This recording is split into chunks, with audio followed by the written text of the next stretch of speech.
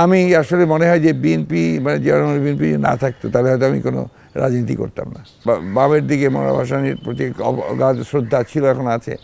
President Zia রহমানের যে ভূমিকা এবং তার ৭১-এর ভূমিকা, এই সব কিছু মিলিয়ে আমার কাছে মনে হচ্ছে যে এই মানুষটি একটি অসাধারণ মানুষ ছিলেন এবং তিনি সত্যিকার অর্থে একজন প্যাট্রিয়ট, দেশপ্রেমিক। আপনি বাম রাজনীতি দিয়ে শুরু করেছেন স্যার, আপনি বিএনপির রাজনীতিতে কেন? যখন ছাত্রত্ব শেষ হয় আমি ন্যাশনাল পার্টি ভাসানীর ঠাকুরগাঁর আপনার দিনাজপুর জেলার প্রচার সম্পাদক ছিলাম, ওই নাই রিজাইন, এবং আমি আপনার যখন সরকারি চাকরিতে ঢুকলাম আর কি।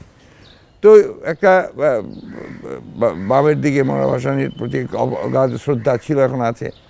কিন্তু যখন রাজনৈতিক পট পরিবর্তন হলো ৭৫ সালে, তখন প্রেসিডেন্ট জিয়া রহমানের যে ভূমিকা এবং তার ৭১-এর ভূমিকা, এই সব কিছু মিলিয়ে আমার কাছে মনে হচ্ছে যে এই মানুষটি একটি অসাধারণ মানুষ ছিলেন এবং তিনি সত্যিকার অর্থে একজন প্যাট্রিয়ট, দেশপ্রেমিক।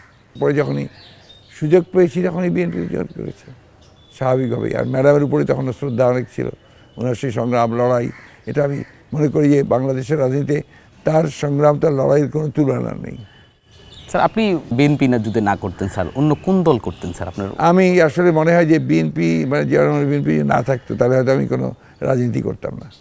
কারণ আমার কাছে যেটা মনে হয়েছে, ফ্র্যাঙ্কলি স্পিকিং, যে বাম রাজনীতির একটা স্যাচুরেশন পয়েন্টে চলে এসছে আপাতত দেখা যায়, যেটা আর কি।